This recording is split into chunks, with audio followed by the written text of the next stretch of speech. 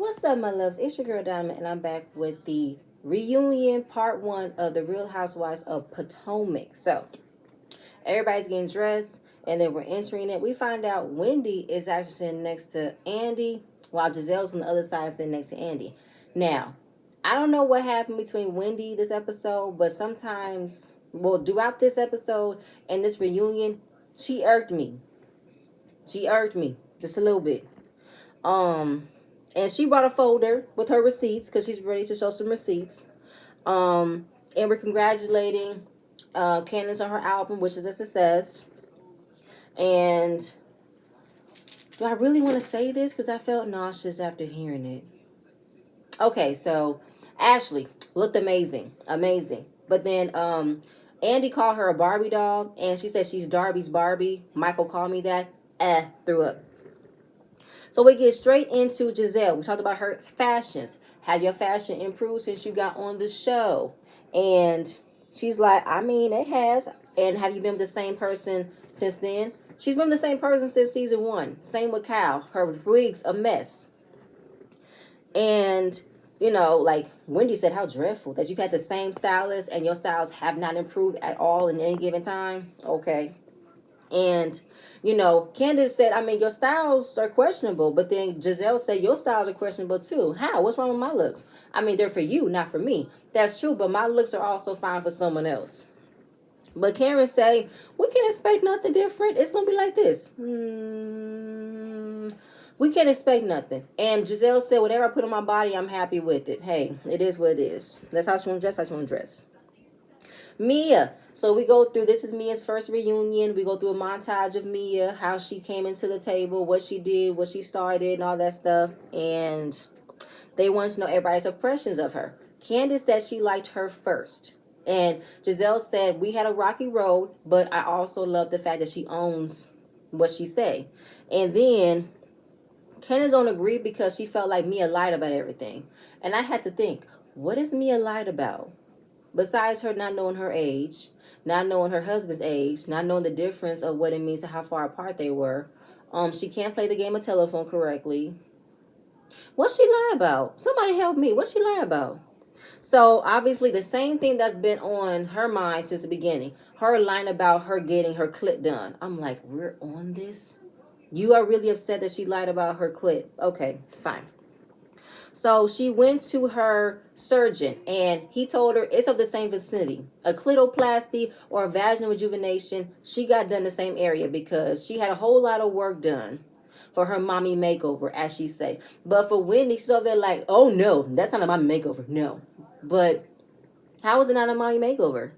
And considering the fact that she had Ashley called and say, so you had clitoplasty, but you had a C-section. Yeah, I have 3 of them. So then they were like, why get your clit redone? She said, because I wanted it. I wanted to get tuned up. And what's the problem with that? And Wendy's over there saying it don't make no sense. Why? Because to me, it was really weird how you guys really are trying to make it seem as if what she did was weird. What she did didn't make sense. Wendy, you got boobs because you didn't have any. You got ass because you didn't have any. So why is it weird because y'all looking at Mia got all that stuff done after her pregnancies, but yet she didn't, her vagina didn't get, used up. Her vagina didn't get swollen. It didn't need stitches. So what the hell she got it for? To get it done. To make it look pretty. Why are we coming down on Mia's decisions to make her body look nice for any reason whatsoever?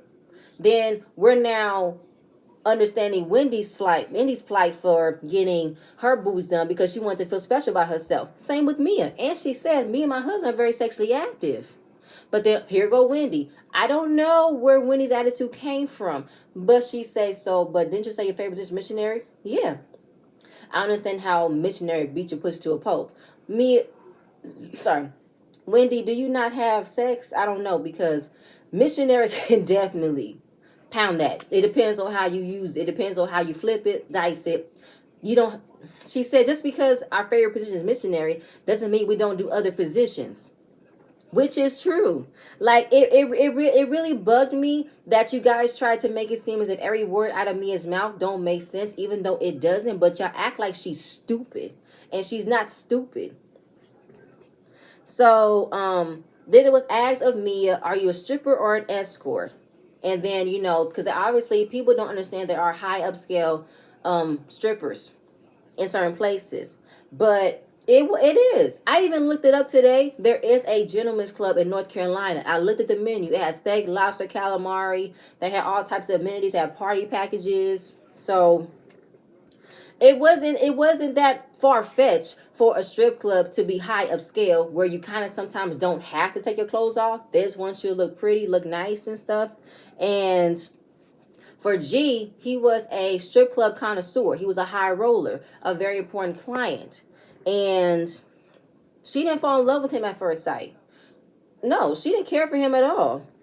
But her best friend is Haitian, so when the Haiti had their earthquake and needed some help, he helped organize the organization for her, and that's when she saw a different side of him, which can happen. You don't automatically are in tune with somebody just because they're there. I don't know.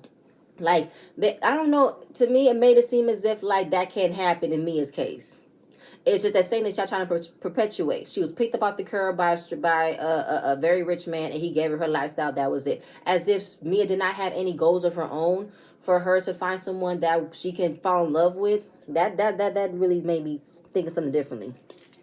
Then she said, I'm not finna fall in love with a man who walks around with no shoes on. They were like, what does that mean? Well, they had a shoe shine guy inside the club. They had a massage therapist. They had a tanning booth. They had a hairstylist. They had a makeup artist. They had everything in that high-end club, which happens. So the fact that the entire time, Robin's face, Candace's face, Giselle's face, Wendy's face, those main people that I think Karen face too, they just look so disbelief that there aren't that many places where you can have a high upscale strip club. There is. Have you guys ever noticed on the highways, especially in LA, where there's always these different ads for a gentleman's club, a cigar lounge, something where women can come in and look pretty and look sexy without it being a strip club? Even though she said where she was wearing a gown, but she took it off, and she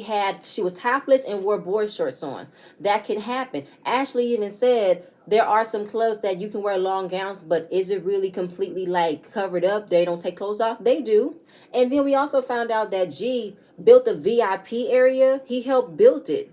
So he had definitely some pulls and connections with that strip club. But then, of course, the fact that she explained the way that she did, the lady still looked confused. But she said, I couldn't finish the whole story because you guys don't let me get a word in. And again, it's like, how is it that you guys acting as if there aren't upscale strip clubs? Like there aren't those high-toity, rich bar lounge and cigar lounge and shit that men have. Because women could walk around with trays and wear nothing but pasties and a maid outfit on and show their ass and thongs. Like that never happens. And y'all want to talk about Mia being elitist and classism with saying what she has versus then what you guys are doing. Practically, I would say, slut shaming her for being a stripper and act as if that's all she's ever going to be. She doesn't have any credentials to be a wife. She doesn't have any room at the table for us to be considered a businesswoman because she was a stripper. I didn't like that. And the fact that you guys are looking dumbfounded as to why she displayed the way that she did. I'm moving on. Either way. So it was also asked, you're so self-made, but your husband helped you with your franchises. She said, listen, I had to qualify on my own to get my business. And I had my business before I got with G. Even though he is on 2 of our companies, but I have a total of 8 that is mine. And he owned a McDonald's restaurant that sold. Like he had already had multiple businesses before he got with me. And it was kind of like, was it that terrible that G helped her with her business or became a silent partner? But the main business is in her name. Those are her businesses. And I thought that Mia has a bachelor in massaging and all that type of stuff, communications. I thought because she has massage envies. Those are her businesses. So why does it matter if her husband gave it to her? I'm sorry. It's only terrible or it's only wrong if your husband helps you with the business, but it's understandable when your mother helps you out pay your bills. Help me understand something. Like I said, it's no problem with Candace's mom helped him out with her bills. Like, I'm not finding it wrong that G helped her with her companies, but in the day, those are her businesses. It is separate for what they have together. Hell, I don't like that. So now it's Mia being a flip-flopper, and how, she said, listen, if I like you, I like you. If I don't, I will say in the moment that I don't like you. Even though it's been noticed multiple times that she did come across automatically kissing Giselle's ass by saying she's just a character, but yet that was her first time meeting her. But yet after what happened with her telling her to invite herself and not Karen, that says a question about your character. And then hearing how the whole death rate thing, like, yeah, Mia, you were a flip-flopper. You were. Then it was said to, why did you send that text message to Robin and Giselle? Only because they sent her a message to not bring Karen for them to meet up and get to know her. So she sent that book an appointment with me. That's where that came from. And it was asked of Andy, is Karen in Mia's ear, that led her to answer that message. She said yes. I said no. I don't think Karen told Mia what to do. I think Mia figured it out on her own. And of course, I believe Karen probably put her on game on what it means to be around these ladies, and especially get to know Giselle a little bit better. You can tell what I'm coming from. And Mia's going to do Mia. Karen's going to do her. Moving on. We get to Giselle's segment. And it's a long battle with how she's being perceived and her relationship with her daughters, and she's always in people's businesses. And then we ended it with a guy that she said she was dating, and he's a commentator. He's 34, and Wendy might know who he is because she's in the commentating world. But she said it might not be the same guy, because I did know someone who said he dated her, and his name was Van Jones. And I actually saw him on Instagram today defending her. I'm like, oh, okay. But then Wendy says she's not his type. He likes women with integrity. Ouch. Okay. So then we talked about Giselle's house. Is it finished? Does it make sense? Does it match? Has a motif? Here go Robin, caping. It's all coming together. It's all the doorway makes it all come together. Don't lie, Robin. It's not. And how was your reaction when you pulled up to Hotel Giselle? How was with Grace learning her, getting her learner's permit? Is she a good driver? And did she get her driving skills from her daddy? No, Jamal is a terrible driver. And was she embarrassed with her, constantly getting her permit and failing, and now she got it, but she is showcasing that she can't drive? She's a new driver. It's gonna take you some time. Trust me, I know. Then when it was asked, when did you and Jamal break up? Now, with the whole thing that happened with Bindergate last season, she said around the holidays or earlier in the year, but they filmed in November. So the holidays is only two that happens right there. Thanksgiving and Christmas. Sometime in New Year's. When? She did not want to have the exact timeline because she was lying. Because then it was talking about the video, because Wendy couldn't even let her get it out, because let's cut to the bullshit. You weren't together with him in January, February, because Jamal was seen on a video saying that he was not married and he was not in a relationship. Which is true, because he got his receipts, and all he kept on saying was he was single, he's a free agent, he's not in a relationship, and he's not married. But he didn't even mention Giselle's name, not even saying he's in some type of like committed, nothing. So the timeline is questionable. And basically it was your storyline, and it didn't make any sense anymore. And, because you definitely interrogate everybody in Williamsburg, but when that scale wanted to ask you, are you in a relationship? You say, I don't talk to trolls, aka just Karen at the time, which is funny. But, yeah, because Wendy said when you're not deflecting and you're not, trying to come from everybody else, and you actually tell your story and break it down, you might actually break down and be vulnerable, and we can finally know what's wrong with you. But then it's a whole back and forth. Okay, well, you don't know me, Wendy, and you don't know me, baby girl. Wendy was on it. Like, she was on edge, but I felt like at times Wendy's commentary, it wasn't necessary for me. I don't know. When it came down to Giselle, I was here for it. But then when it came down to the commentary for Mia and, I don't know. It didn't sit well with me.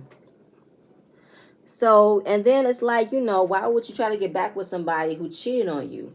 And apparently, when they got back together, it's so weird because he tried to say that they were, but then they were together. They were seeing other people. I don't know, but it's just kind of like, you know, Mia, not Mia. When no, Giselle, do you feel anything? Because she was no, I'm not at that part yet. Because she's talking about how she got where she is. When the divorce happens, oh yeah, she cried. But she did not feel the same pain for her opening that door for them to be in a relationship again. I'm like, oh, okay, got it, got it. But then of course it's like when you heard me the first time, yes. Heard me the second time, I'm expecting it. And yeah, a lot of things people too tend to differently. And Giselle says she's not an emotional person. She doesn't cry. Now Robin is getting tired of Giselle explaining herself. So here she comes, Captain Save a Ho, to say, listen, I don't know why you guys are frustrated with her on how she's reacting with, even though how she deals with it. Let her deal with it her way. Just because it's how she feels doesn't mean she's not upset. Doesn't mean it doesn't hurt her feelings. But Wendy said, "Oh, so that can happen. It can't happen to us." Now I'm like, okay. Now I don't know. For me, I understood where Robin was coming from because that is true. A lot of people do deal with things differently. A lot of people don't show emotions, not in front of everybody else, maybe in closed doors. And it is funny on how you're trying to have other people explain how she's reacting to things, but yet it was hard for you guys to understand Winnie's reaction by you guys saying how you heard a rumor about her husband and it could be affecting her behavior and it could be affecting her choice of body, like all that. So it's a 2 and 2, which is why Wendy was so appalled by saying that and so appalled by you hearing it. I'm like, okay, I got it. Because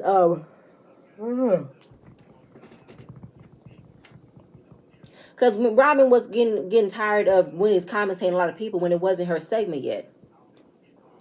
And Karen said, when you get to a place to share your story emotionally, that's when we can see the vulnerability. That's when we can see you.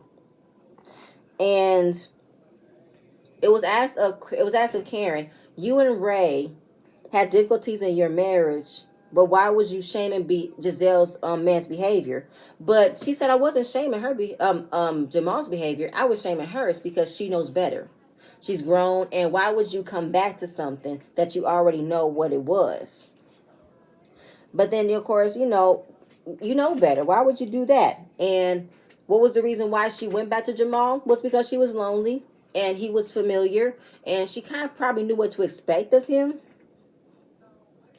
And even though she was told she's emotionally unavailable, she's an emotional vampire, that did hurt. And she explained it where it kind of makes sense. With her kids, they've seen her as robotic. And she developed a mechanism, a defense mechanism to not show no emotions, no fear, became military. But now she can't really turn it off in order to be sympathetic to her daughters, sympathetic towards herself, because she's so hard all the time. Because she's protecting herself from getting hurt. And she has to seek help for her to break that down. Because now her daughters are afraid to come to her on something that's emotional, and she's not going to show no support for it. And it was a question asked of Wendy and Karen. Do you believe that a woman needs to be defined by a man? Because you guys are constantly saying that for Giselle. They say no, we don't. But all the jokes that Karen said about making it for 25 years while other people can get some man off the phone, can get a man out the seconds, can't do this, can't do that. That was just her joning about Giselle's situation because it kind of is true as far as like for Giselle, because Giselle has so much to say about someone else, but yet she does not have a man of her own. Not to say she needs to be defined by a man, but how can you have relationship advice, but you don't have a relationship and you're not even open to what you're at right now? So it's kind of like, okay. And then, it's like, it's no different because you clowned Karen for a whole season about raised taxes. You even made a T-shirt. So it's what's good for the goose is good for the gander. So for Karen to say those little side comments about how you can't even get a man off the phone, he can't come and see you. Hey, it's a win-win for me because you did a whole season about his taxes, and it's funny now that Jamal owes over $800,000 in taxes. It's not connected to her, but y'all were married in 2008. You still have his last name, and if they go to the year you were married, they can look at some things you might have together, and come after you and your daughters. But she said, not for me. I bought a house. My daughters are good. I'm okay. I'm okay. But just be careful. Lawyer up because you never know. Just look because Karen's been through it. She's been through with the feds coming after her husband and instantly coming after her. So listen to her advice, please. So then a scholar comes to the stage and her fashions have been amazing, which they have. And she was asked, who would you style? She said, Giselle, bring her up to current speed. Hello. Candace segment. The entire season of her going through her music videos, hearing from her mother about her opinions about Chris being her husband, Jer. The arguments her and Chris have, all the way down to Mia and her with the tallest salad tossing situation. And, sorry. Um, it was asked that anybody else listen to her album full out. I did. Almost everybody rose her hand except for Ashley, and she said, I will listen to it. Is it better than Coffee of Love? Well, she doesn't even know yet to answer that, but she says, I did put my foot in Coffee of Love. I did do that. I completely forgot Ashley had a song. Forgot. So it was trying to be understood. Is Chris your music manager, or what does he do? Because he's a chef. So what does he qualify as a music manager? So he manages her, not her music. Okay. So is he getting paid by Andy? I pay him in love. Hear Mia.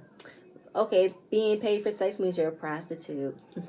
Oh, you would know. Oh, yes, I'm on things I'm familiar with. Yes. I was like, okay. See, I thought Mia ate it. Like, I thought, like, she walked into that joke, but she brought it back with, yeah, I'm familiar with it, girl. I know what you mean. Hey, like, own it.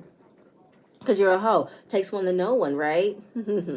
So a fan asks, is Chris riding her coattails? Now they know Giselle said this, but does anybody else have any opinions about it? Everybody was making faces. So Ashley said, I do believe that because of the pandemic that closed his restaurant down, he lost his footing. He lost his confidence. And which can happen, of course, especially when your own business got to get shut down, all that hard work, and then just ended with the COVID. Fuck COVID, right? So, excuse me. So you start to see some changes in him. He's drinking a little bit more. He's always drunk like that, yes. He's gaining a little bit of weight. And, while Ashley was pretty much saying what we all see, he's not the same person. And we all don't come out the same way for a pandemic. That's correct. But for Chris, he definitely say he has more stress than he ever thought before because he's putting all his attention onto your business, right, Candace? And throughout the season, we have seen Chris drink a little bit more, and we seen he would say, "You're drinking now at this hour." It'd be like 4:15, 4:25, not even reaching happy hour yet, and he's stressed out, and he said it. But another question was asked, is your mother's name on the deed? Is Chris' name on the deed? Chris' name is on the deed. Her mother's not. But she acts like she wants to be involved. So she portrays a way to be involved because she wants to be included. So even though she was involved around your music video, she was, talking about your finances around everybody. And even though Mia was the one asking questions, your mother invited that information. But you're mad at us. You're not mad at her. Because this is when I wish I had a napkin, but I don't, so I can do this. Oh, I could probably use this. Hold on. So she was, about to start to cry and about what recently just happened, because, my mother's walking around making some disparaging comments about my husband. And,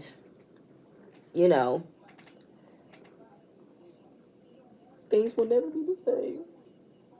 But you know what? I'm not going to do it. I'm sorry. I even did it. I'm sorry I even tried to do it. But at the end of the day, your mother's in control of her own mouth, so she definitely should have walked away or not even engaged in it. Even though I said it was a open conversation that your mom and Mia had, and then it led to, after the comment of Chris getting paid, your mother opened the floodgates, talking to everybody. And I would definitely say that would hurt your husband's feelings. I would think it would, because, Mom, you're commenting about my husband, my finances. Why are you talking about my finances with all these other people? Especially to Mia, who she's just now getting to know. She don't know her. So, and at the end, without all of that, I can understand when your mother-in-law, well, not when your mother has a comments or opinions about your husband. I understand that. And it's kind of like I wish I can just have her look at him the same way she looked at him when he first got introduced to the family. But now, since something has changed, her outlook on him is not true, and it's not him. You know, it's not him. It's just these circumstances are different. They're changing, and I can't force you to like him how you used to like him. But I understand, Candace. Not gonna lie. I really do. And um Mia said a real friend would have told her that her mother was being messy. That was directed towards Wendy. Wendy said, "Are you talking? Oh, shut up." Well, Wendy, real talk though, like, you went straight to tell her that Mia was the one asking your mother about your finances, but she wasn't. She asked, was Chris getting paid? I guess that's like introducing herself to her finances, but your mother was the one that talked about the house. Robin co-signed on that, and Giselle co-signed on that. But you had no problem reading Mia, but you had no smoke for Robin and Giselle, who entertained and had their own commentary as well. And she's upset that, her family's never going to be the same, and she doesn't know how to fix it. And she cussed her mother out in a way that she should not have. And her in-laws watched the show. She doesn't feel like she belongs with them because of what was being happening. And Robin asked, do you think it would be like that if you weren't on the show? No, I think it'll be the same. And so obviously, Mia, why did you add the video as low budget when you got where you came from? But she said, listen, at the end of the day, it was low budget, but that's fine. When you don't have a team, you have to use what you use to get ahead. Use what you use to make a splash, to get noticed, to get help, to get a investor, to get a team. That's fine. Own that. And again, like I said before in my other videos, if that really struck a nerve with Candace, all she had to do was say, you know what, y'all, I'm a new artist. I'm putting all all out here. I'm risking it all for this to work. So of course things are not going to be as good as it is. That's all she had to say. But then she said, what we wanted to pay for was to get the shot, and that's it. We don't have time to cater to the extras. But, she said, what was the problem? If I was in a set for a video, someone was supposed to greet me. Then she looked at Robin. You were a video girl. Was there organization? Yes, there was. It was all organized and shit like that. And yes, there are some video shoots where, because I remember on Top Model, where they had a guest appearance for a video shoot. They were greeted by the producer, greeted by the artist, greeted by all the makeup artists to let them know what they do, let them know where they stand, the director. They were greeted by people. So either way, let's move on from that. So then it was compared that I forgot about this comparison. That Askell was new coming into the group, and she spoke about Karen possibly being an alcoholic based on what Robin said, and she said in front of everybody. And we all got on that scale was like, oh no, Askell. That is not how you introduce yourself to the group. You do not speak on things you do not know on someone you do not know. So now, even though Askell thought it was rude of Mia to have that conversation with her mother was rude. Are we talking about the same thing?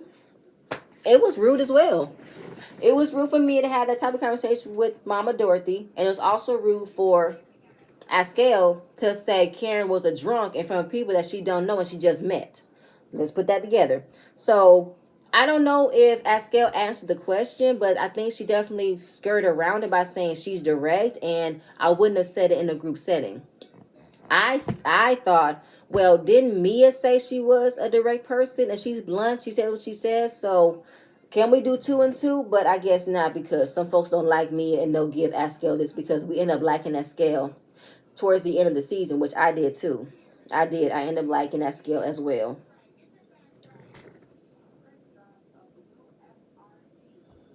Whew. Oh my God, where am I at? Because this was a lot to say. So then,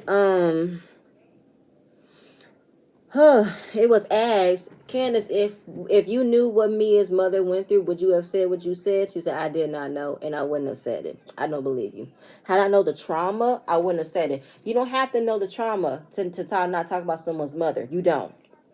But then Candace said what I said to you, and the way you replied back, you were ungrateful. I said, ungrateful? Ungrateful to what? What was she ungrateful for? I'm trying to say, are you trying to say you set up a way for me to have a moment? Or she's supposed to just take what you say and move on? I don't know. I don't know what that meant. And your mother was low budget, you're supposed to take it. And what am I supposed to say? When she verbally attacked me, what am I supposed to do? Even though, like she said, hello, we all spar with each other. Welcome to the stage. That is correct, Candace. And she said almost everybody on stage has said some vile things out of their mouth. But when I do it, I get crucified. I understand, Candace. But Karen said nobody's better at it than me and Giselle. But Candace, you're correct. Everybody on stage has said something vile to everybody. Ashley, Robin, Giselle, Karen, you, all of y'all has said vile things about people around this season, period. Ashley, with the thing with Katie, wrong as two left shoes. Wrong, wrong, wrong. Shout out to Giving the Real T Terrence for using that. Wrong. And the whole thing with Giselle spreading that shit about Ray and more stuff. Also, you and Candace having that conversation about whether or not Monique's new baby with Chris is hers. That's wrong too. But I feel like in this situation, or even in this moment, some people are not prone to just to not read you back like that, Candace. Some folks will just go ahead and slap the shit out of you. Some folks are not readers, and some folks are not fighters, and sometimes you might get a bit of both. And so it's like, you are the common denominator. And has that worked out for you for the things that's coming out of your mouth? How is that working out for you? And Andy said you were physically attacked last season. Not almost, Andy. And she wasn't even attacked. She got into a fight and lost because she did not think that her words or her asking, drag me, was going to be taken seriously by Monique, who said, I grew up fighting. I had to fight in school. I had to fight all this and fight all that. Don't come at me saying, drag me. Do you want me to? Do you want me to? Like, come on, don't do that. So then it also brought up the knife altercation with Ashley. Candace, don't know where that came from. What butter knife? You launched a butter knife at me. And it flashed back. Even though Ashley was asked more than once to leave the house, she still came back. AKA provoking and antagonizing Candace, which led Candace to pick up a knife. Now, I put that on Ashley being the majority of the party, provoking Candace, but also canceling a step further by picking up a weapon or picking up a utensil that can be used to provoke harm. And she slammed it on the table. She was pointing at her. Chris was trying to hold her back. She could have easily scratched him, but she just threw it at her. And she said, I never threw it at you. You did throw it at her, Candace. You did. And then, you brought your big face. I said, not once, not twice. She said, bitch, we got the same exact forehead. We got the 5 head, girl. I don't know why you coming at me with this 4 head. We got the same 5 head. I have a 4. Mine's 4. But either than that, good night. Good night. Because she said you were coming at me like you were about to flinch. That's what you were doing. And of course, Andy said, I'm getting tweets left and right by saying fire her because of your mouth. But everybody's saying fire Robin, fire her. Yes, but this is for your mouth. Things are coming out of your mouth. And we're going back to what happened with Mia. And then you're looking at yourself being justified for last season. But I don't think that what you said to her was justifiable, because you weren't saying outlandish things, Candace, and you did have that energy in that house. I don't care what nobody said. You had that energy in the confessional. You had it in the scene. You had it everywhere. And when you're in that moment, you're not you. She said, I am me. No, you're a different person. So that's when the whole Candace. I'm like, okay, good night. And then it was, saying that if her mother relapses, it's on Mia, because you brought your mother on this platform to start talk about her and what she done. But that happens with her. It don't happen on me. But she said, my mother wanted to tell her story. She was uncomfortable. Now she did. But I think the uncomfortableness came from her not, admitting to the fact that she was on drugs and that she almost committed suicide because The father committed suicide. No, didn't he die from AIDS? I'm sorry. I can't remember. But at the same time, it's kind of like the mom don't want to take responsibility of what she did to Mia, while simultaneously underlying not still seeing it for her, because at least she grew up to where she did. She don't need me, and I'm not finna take my responsibility. I'm still trying to make a family with her because she's well off. And of course, Mia probably still reminds her of her father, and she's still mad about what her father did to her. But lady, you got on drugs when he got you on drugs, and you never stopped. You did that. But the whole thing about Mia's mother relapsing, because Wendy and Candace did not agree that what Candace said can cause her mother to relapse. No, it won't, because her mother is a 10-year sobriety. Her mother should damn near know her triggers, knows how she feels when she's in that overwhelming moment. If she has a sponsor, call her, have conversations. She wants to go ahead and get an eval of where she's at, so she don't want to feel like using again. That's on her mother. That's not on Mia. And the fact she brought her on the show was for you to find out more about Mia, right? Y'all wanted to find out more about her. Y'all didn't want her to be this boss Mia. I got money, I got this, I got that. Y'all wanted more about her. So when y'all found out more about her, it's not a problem. Yes, it could have been a catch-22 of her putting her mother on this stage, with her still healing from what happened in her childhood, her still healing from her trying to develop a relationship with her mother now. Absolutely. It could have been a very dangerous situation for that. But y'all y'all wanted to know more about her. But at the end of it, it's like, that was pretty much the opportunity right there. But of course, she called Candace a spoiled brat, and since she's not gonna listen to me and explain myself, I'm gonna say fuck her. Said fuck you, fuck you, oh fuck me. Then she pointed to her body, oh fuck me, like Robin did to Williamsburg. But you guys, this was a interesting first part of the reunion. Oh yeah, I forgot to mention they did a very fuzzy, like an old Android video of Nicki Minaj saying she can't make it, she wished she could, and that was it. I'm like, why would y'all put this type of footage up? And we already found out that she's gonna be on there. We heard her voice in the beginning of the episode. We heard her voice. We know she's gonna be there. Anyway, let me see if I got through everything before I end, because I am going to talk about their fashions. And like I said, I'm gonna have it somewhere up here. So actually, let me go ahead and look through the pictures, because I have them here. I have them here somewhere. I forgot which one it was, but top and right, I'm gonna just go ahead and go off top. Karen looked amazing. I loved her dress. I don't know about her shoes. Robin looked decent, but it didn't look pink.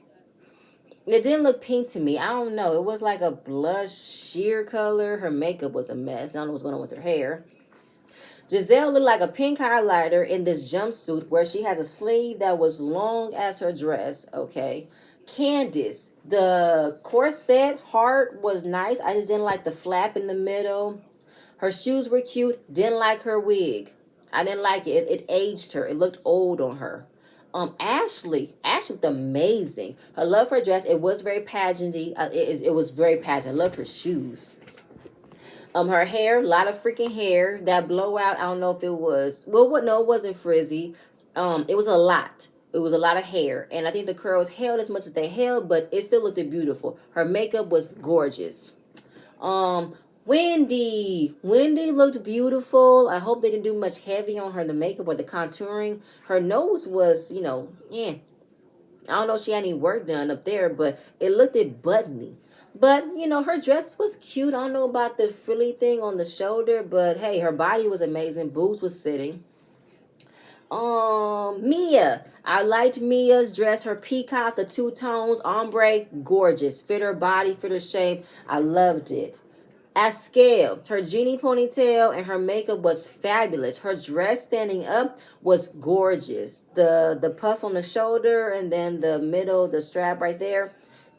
It was really beautiful. And this was supposed to be like a goddess party. So in pink, we wear pink. So that was the theme.